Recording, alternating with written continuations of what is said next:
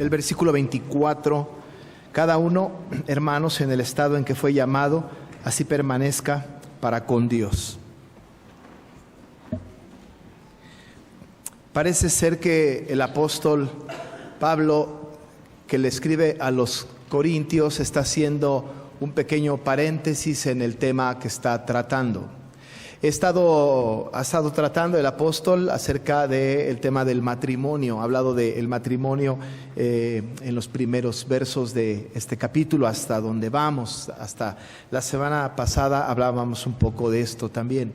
Ha tocado temas importantes, temas que tienen que ver con preguntas que los mismos corintios habían hecho a Pablo, y que Pablo, en una carta que, como ya dijimos, está perdida, no la tenemos, escribe, responde a los corintios. Esta sí la tenemos, esta porción, y parte de todo el capítulo o de todo el libro de Primera a los Corintios son respuestas a lo que le preguntaron los corintios, al apóstol. Entonces ha contestado cosas, ha dicho cosas respecto al matrimonio. Había alguna dificultad de entender temas matrimoniales y temas que eran importantes. ¿Cómo deben de relacionarse los esposos? ¿Es buena la intimidad entre los esposos? ¿Está bien o está mal? ¿Las cosas sexuales son pecado? ¿No hay que hacerlas? ¿Cómo abordar el tema? Ya vimos allá que Pablo habla de este tema y dice que la mujer cumpla el deber conyugal, que el hombre también lo haga. La mujer no tiene potestad sobre su propio cuerpo sino su marido, y el marido también no tiene potestad sobre su propio cuerpo sino la mujer. Entonces tocamos ese punto. Pablo responde a una pregunta de esta naturaleza. También le preguntaron respecto de los solteros, que si estaba bien permanecer soltero y no casarse nunca, porque quizá no era tan importante. Pero entonces Pablo aborda el tema y les dice: lo mejor es que se queden como yo. Y Pablo era soltero sin duda, pero dice él, si no tienen el don de la continencia, es mejor casarse que andarse quemando. Y dijimos en aquella ocasión que el estado perfecto del hombre es el matrimonio. Dios dijo: no es bueno que el hombre esté solo, de tal forma que debemos estar casados. La única posibilidad para no estar casados es porque tenemos el don de la continencia. Si no, quizá la siguiente es: todavía el Señor no pone delante de nosotros o de mí o de quien sea la persona ideal. Concluíamos en este momento, en ese tiempo, es infinitamente mejor arder de pasión que pecar, de tal forma que entonces el asunto es aguantar hasta que el Señor ponga la pareja ideal. Pero el estado de los solteros, el estado correcto del hombre es ser casado. El Señor proveerá a su tiempo una pareja para el que la está esperando. Pero también habló un poco más con el tema de los matrimonios acerca del divorcio.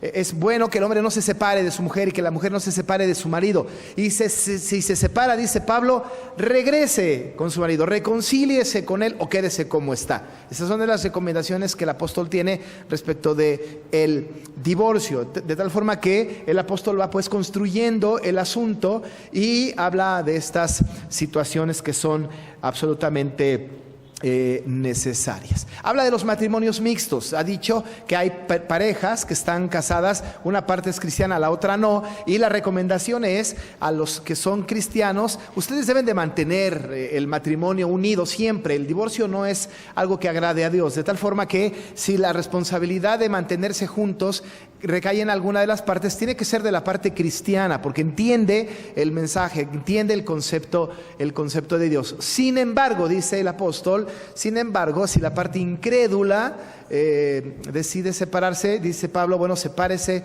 porque a paz nos ha llamado el Señor. Esto no es licencia, no nos otorga un permiso para separarnos. Tenemos que luchar por el matrimonio, porque como dice también, ¿quién quita, quién dice que la mujer o el esposo por su testimonio puede hacer salvo a su marido o a su esposa? El ejemplo es algo muy importante. Por todos lados hay que luchar por el matrimonio. Pero ahora abre una especie de paréntesis para hablar de un asunto que puede no tener nada que ver con el matrimonio, aunque el matrimonio también está incluido en lo que va a hablar ahora. ¿Qué es lo que va a suceder? ¿Qué está pasando en los versos 17 hasta el 24? Lo que está sucediendo en estos versículos es que Pablo está hablando a la iglesia, seguramente otra vez, sobre temas que ya le preguntaron a Pablo. Entonces él contesta y va a hablar de la condición o el estado en el que debe de permanecer una persona que, no siendo creyente, viene al evangelio. Entonces, yo no era creyente, vengo al evangelio. ¿Qué debo yo de hacer? ¿Debo de estar igual que como estaba yo cuando era soltero? ¿O debo de cambiar cosas ahora que soy cuando no era cristiano? ¿O debo cambiar cosas ahora que soy cristiano? ¿Cómo debo de permanecer? ¿Cómo debo de estar? Tengo que cambiar todo lo de mi vida, tengo que incluso hasta mudarme de casa, tengo que hasta cambiar de nombre, ¿qué tengo que hacer? Ya soy cristiano ahora, antes no lo era. ¿Qué debo de hacer ahora? Entonces Pablo va a contestar a esta pregunta y va a utilizar 3 versículos en realidad para abordar el asunto. En los 3 versículos que voy a mencionar, en los 3 habla de la necesidad de que cada uno tiene que permanecer en la condición o en el estado en el que está, pero lo dice de manera diferente. El versículo 17, el 20 y el 24 dicen la misma idea con matices diferentes y que por supuesto uno complementa al otro. Miren cómo lo dice. Por ejemplo, en el verso 17, el apóstol dice, pero cada uno, como el Señor le repartió y como Dios llamó a cada uno, dice, así haga. Luego en el 20 dice, cada uno en el estado en que fue llamado, en él se quede. Y el 24, cada uno, hermanos, en el estado en que fue llamado, así permanezca para con Dios. Note usted lo reiterativo del asunto, pero también note las pequeñas diferencias, matices distintos que hay en cada una de las 3 expresiones. Si bien es cierto que las 3 tienen la misma intención, hay matices distintos en estas 3 expresiones y luego el resto del contenido son complementos a estas expresiones. En la primera expresión, versículo 17, está diciendo el apóstol que cada uno, como el Señor le repartió y como Dios llamó a cada uno, dice, así haga. El énfasis aquí es así haga. En el 20 no está el énfasis sobre hacer. En el 20 el énfasis está en quedarse así. Cada uno en el estado en que fue llamado, que así se quede. Y en el 24, así permanezca. Entonces es hacer, quedarse y permanecer. Hacer tiene que ver con una orden y una instrucción que nosotros tenemos que aprender para hacer. Por otro lado, en el 20, la idea es quedarnos. Ya estamos haciendo esto, quedémonos en esa condición. Y por otro lado, permanecer. En el versículo 24, el énfasis es así permanezca. Las 3 expresiones tienen que ver con este paso de ser no creyente a ser creyente. Entonces vámonos despacio para poder entender lo que Pablo está queriendo decirle a los cristianos de aquella época. Para esto, él tomará 2 ejemplos, uno de la vida religiosa y otro del estado social o del estatus social de las personas. En cuanto a la vida religiosa, ejemplificará su decir con el tema de los circuncisos y los incircuncisos, y en el tema del estado, del estatus de las personas, tomará el ejemplo de los esclavos y de los libres.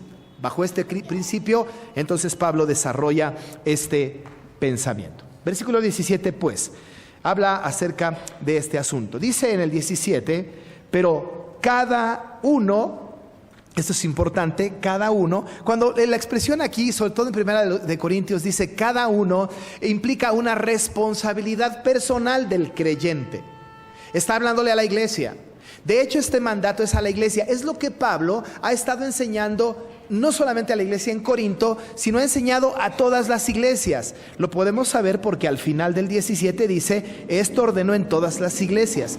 Cada uno implica no cada iglesia, sino cada persona, cada creyente. Cada uno de los que pasó de ser inconverso a ser regenerado, está hablándole pues a estos cada uno. Les dice cada uno como el Señor le repartió y como Dios llamó a cada uno, así haga. El Señor repartió, dice cada uno como el Señor le repartió. Pero ¿qué fue lo que repartió el Señor? Sí, cuando estaba estudiando ese texto digo, ¿y qué repartió? Yo soy creyente, pero ¿qué me repartió?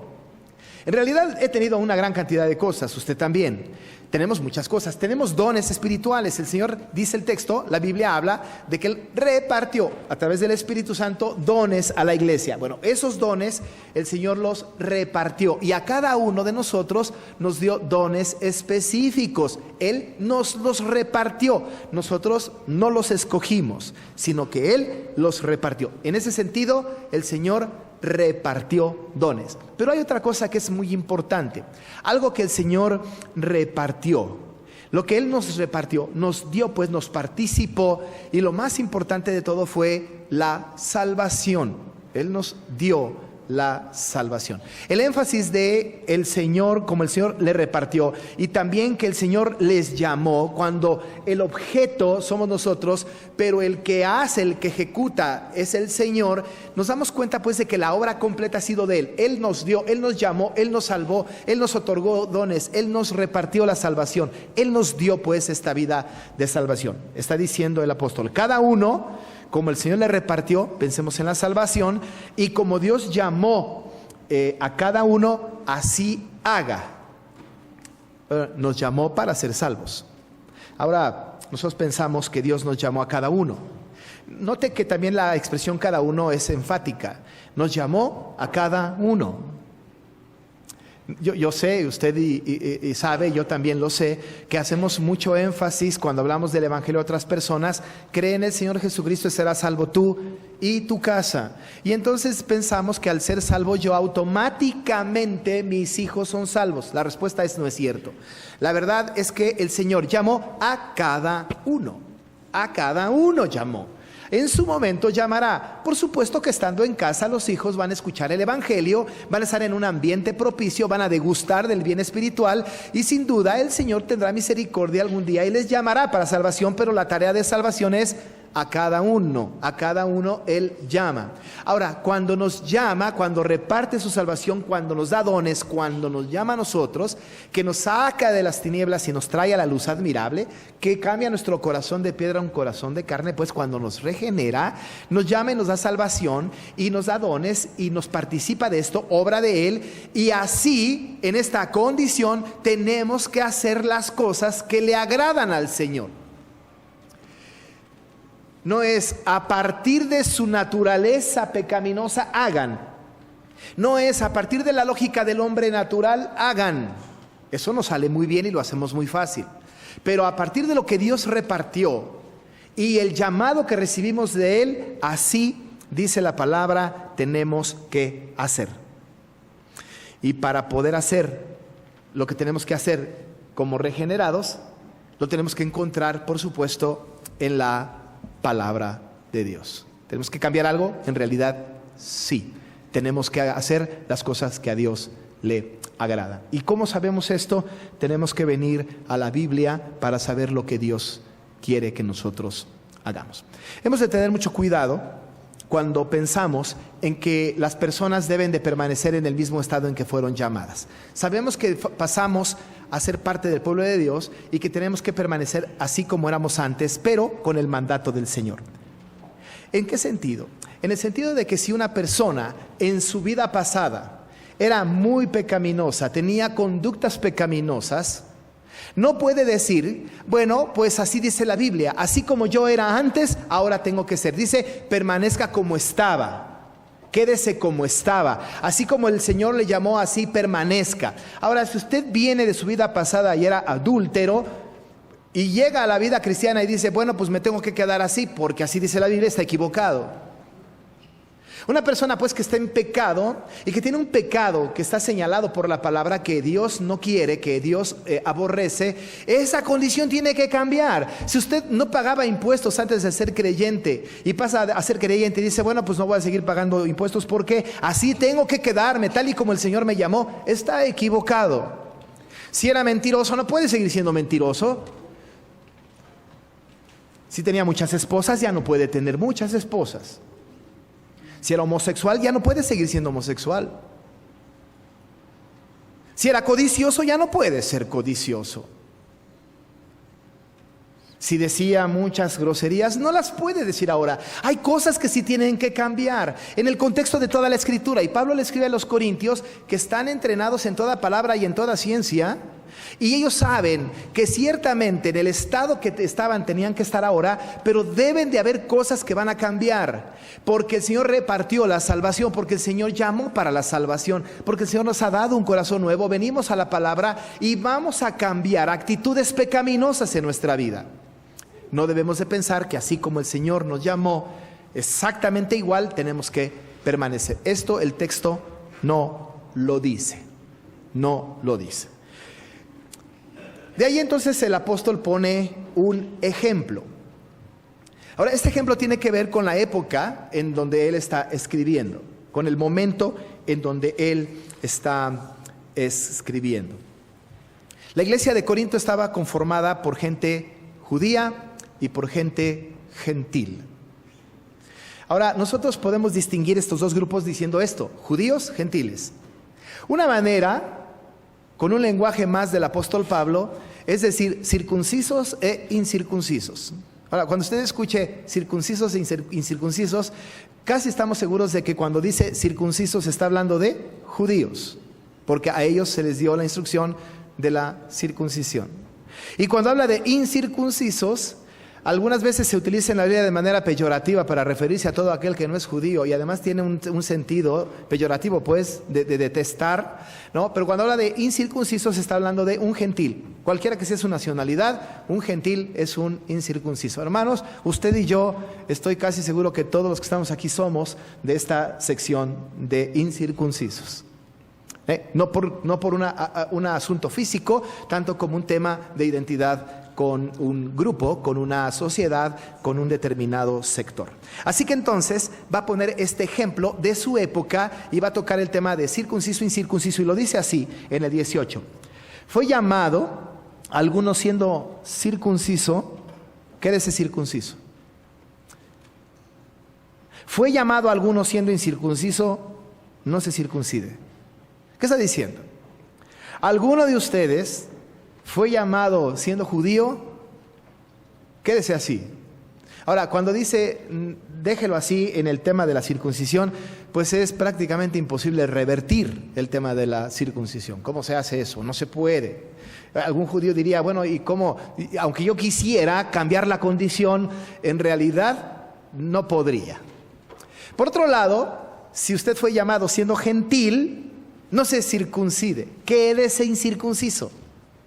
Ahora déjeme decirle también que es muy importante saber que el tema ha sido un tema de debate en la época del apóstol Pablo, tanto que Pablo se tuvo que enfrentar a Pedro en un tema en el concilio en Jerusalén respecto del tema de los judaizantes. Y como nosotros sabemos, los judaizantes eran personas, fariseos, algunos de ellos convertidos o judíos convertidos, que ellos enseñaban al gentil convertido a judaizar y le decían, tú vienes al evangelio, vienes a creer en Cristo, está bien, qué bueno, Cristo es el Salvador, pero esto solamente es para los judíos. Por lo tanto, si quieres ser cristiano, tienes que seguir la ley de Moisés, y una de las cosas más importantes en este asunto de judaizarse era circuncidarse, y obligaban a la circuncisión a aquellos que venían a Cristo, de tal manera que entonces había doble condición: tienes que aceptar a Cristo o tienes que recibir a Cristo, pero además tienes que cumplir con el rito del Antiguo Testamento, y los obligaban a judaizar. Y la circuncisión era como un énfasis que se le daba al asunto de aquel gentil que se convertía y que tenía que recibir la circuncisión para pertenecer al grupo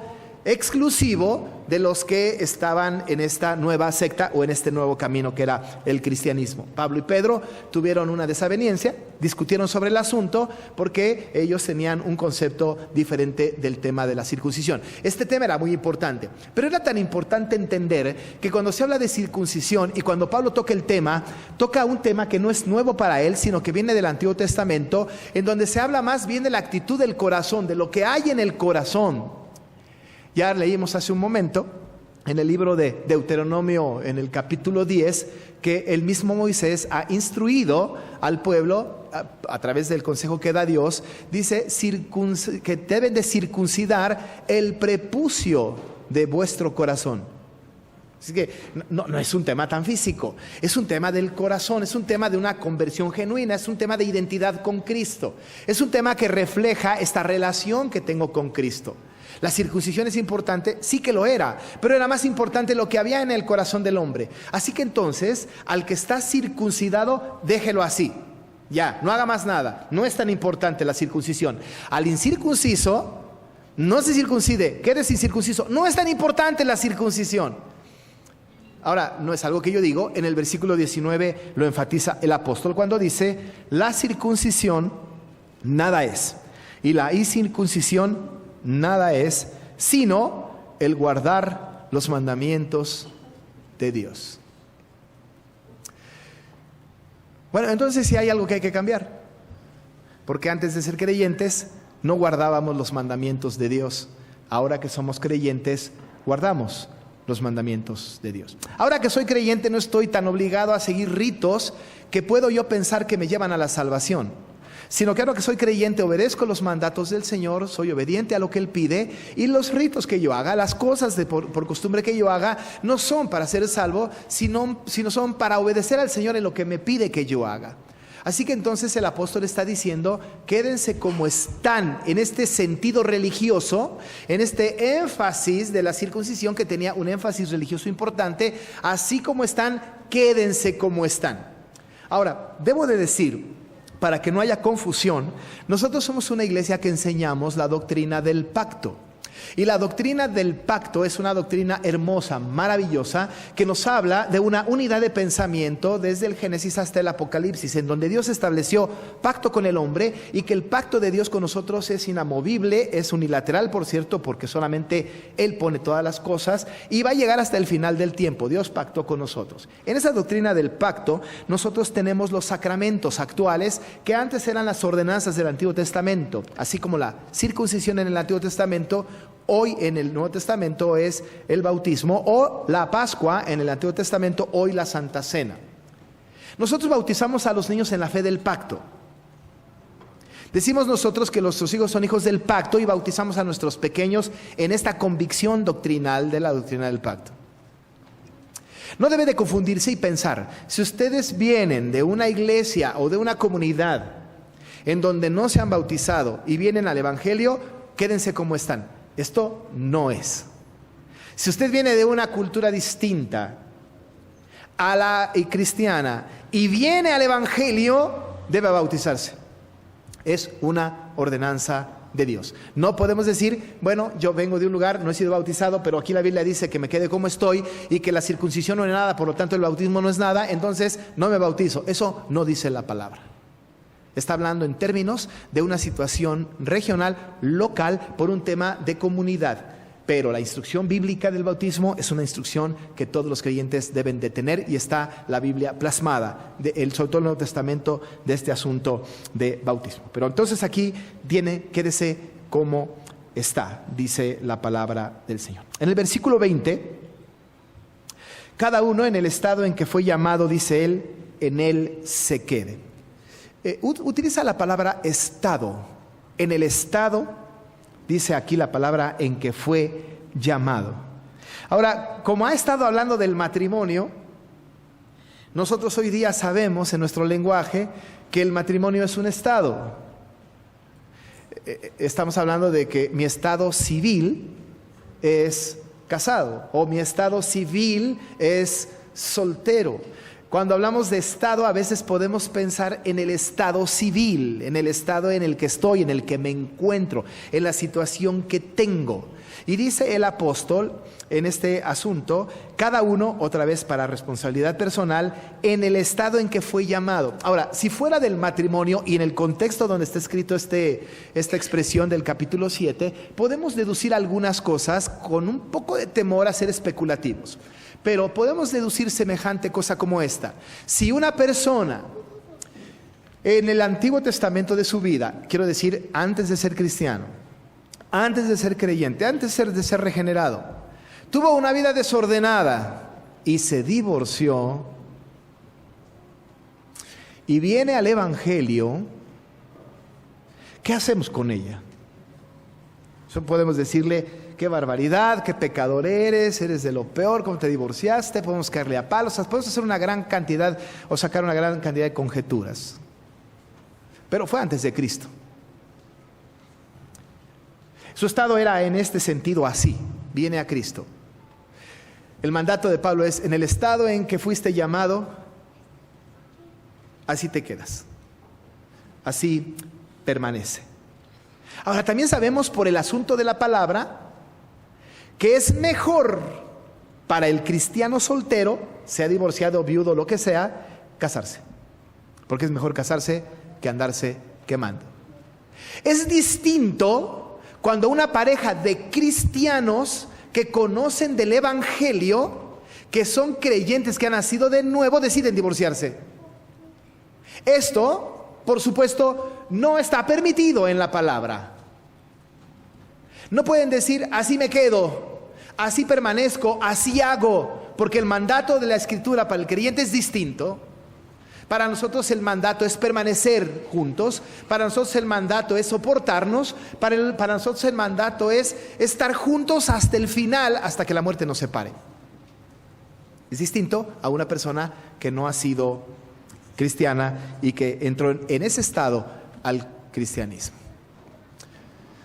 En una iglesia donde yo fui pastor, una persona vino al evangelio y si ustedes la conocieran, estaba tatuado completamente y perforado completamente, y conoció a Cristo. El Señor le llamó, una conversión genuina, maravillosa, y vino a Cristo.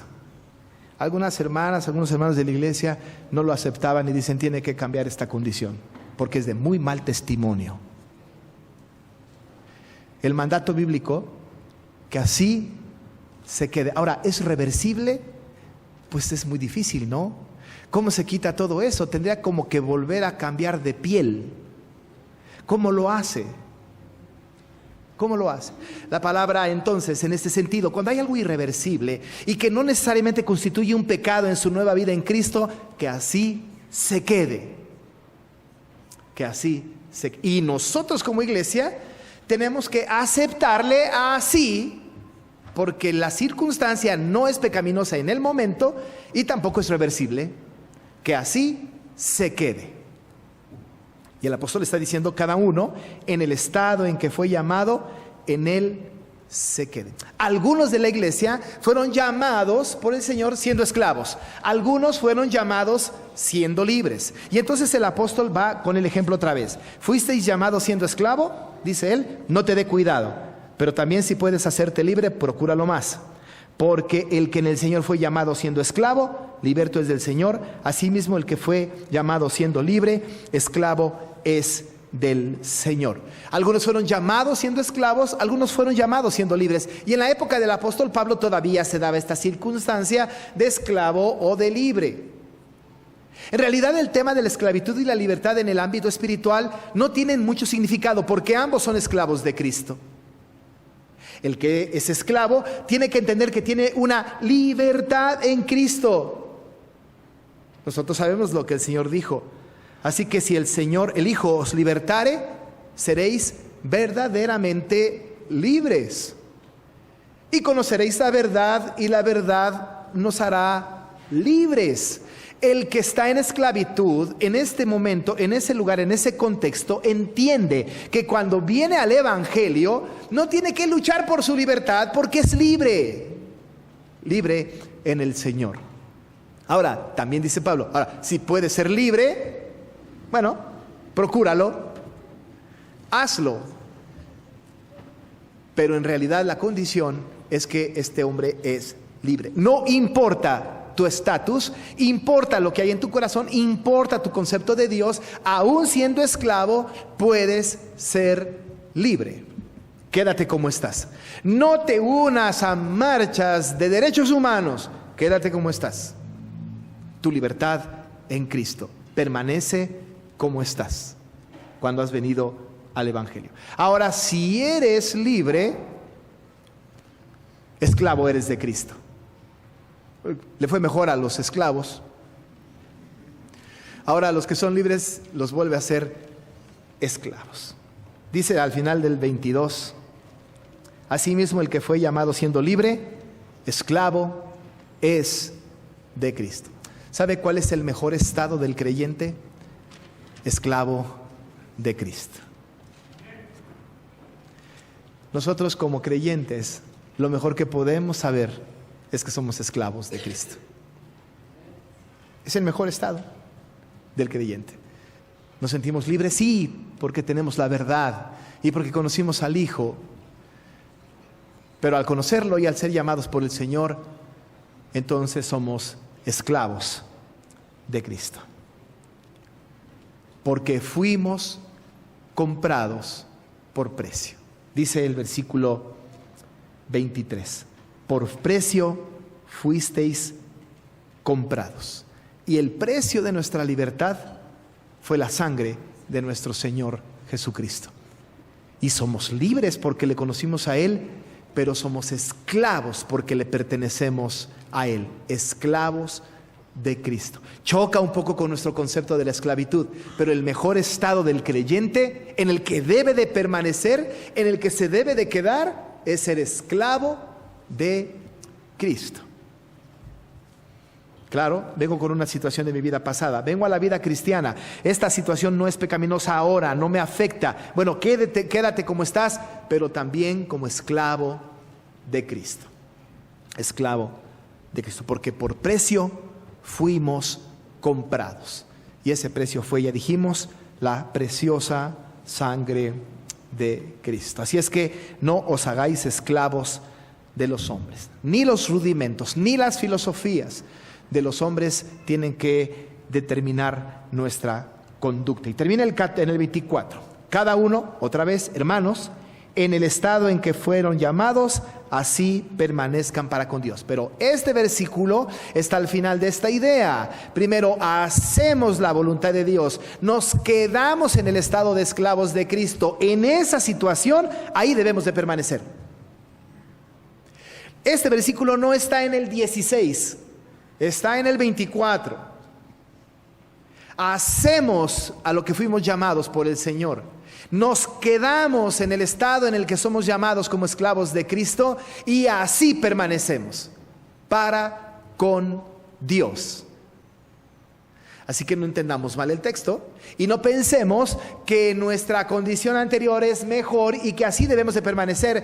Tenemos que permanecer en esa condición de cristianos cuando hacemos la voluntad de Dios, cuando entendemos que somos esclavos de Cristo y este es nuestro estado mejor, y cuando sabemos que ningún ritual está por encima de esta comunión con Cristo, y así debemos permanecer para con Dios. Al permanecer así para con Dios, le agradamos a Él. Entonces, en realidad, sí hay cosas que cambiar cuando venimos de la esclavitud a la libertad. Lo que tenemos que cambiar es nuestra comunión con Cristo, en el estado en que el Señor nos ha llamado. Si es usted contador, contador seguirá siendo para la gloria de Dios. Es usted mesera, mesera seguirá siendo para la gloria de Dios. Es usted educador o educadora, educadora seguirá siendo para la gloria de Dios. Es escritor, es ingeniero, es mecánico, es dentista, es abogado, es político, lo que sea. Estaba así antes, ahora es así. Lo tiene que seguir haciendo para la gloria de Dios, siendo esclavo de Cristo. Quédese como está. No quiera ser pastor todos o misioneros todos. El Señor necesita también profesionales cristianos. Quédense como están. Quédense como están. Pero para la gloria de Dios, siendo esclavos de Cristo, aprendiendo de su palabra, así permanezca, para que el Señor sea glorificado con su vida. Es difícil, sí, pero es el mandato bíblico. En la tarea que el Señor le ha dado por hacer, permanezca así, pero para la gloria de Dios, como esclavo de Cristo. Oremos. Señor, Cristo es nuestro ejemplo. Y nosotros, Señor, que venimos de una condición distinta o rara u otra, cuando no éramos creyentes, venimos al Evangelio y nos dimos cuenta de muchas cosas. Algunas cosas que hacíamos antes que eran pecaminosas las tenemos que cambiar. Tú nos diste dones, nos diste la salvación, nos llamaste para ser tu pueblo y nos diste tu palabra para ser instruidos en ella. Teníamos, Señor, ideas, conceptos, algunos no pecaminosos. Bueno, pues así permanecemos, así estamos. Pero entendemos que nuestro estado ahora es como esclavos de Cristo. Y estamos contentos con eso. Queremos permanecer así, para contigo. Entendiendo que nuestra vida ahora se rige por esta nueva criatura que somos, en donde las cosas viejas pasaron y en donde todas ahora son hechas nuevas. En donde ahora has puesto las buenas obras para que andemos en ellas. En donde ahora nos has hecho, Señor, o nos has dado una nueva identidad en Cristo, para conducirnos de acuerdo a tus preceptos. Ayúdanos en esta tarea, porque lo pedimos en el nombre de Jesús. Amén.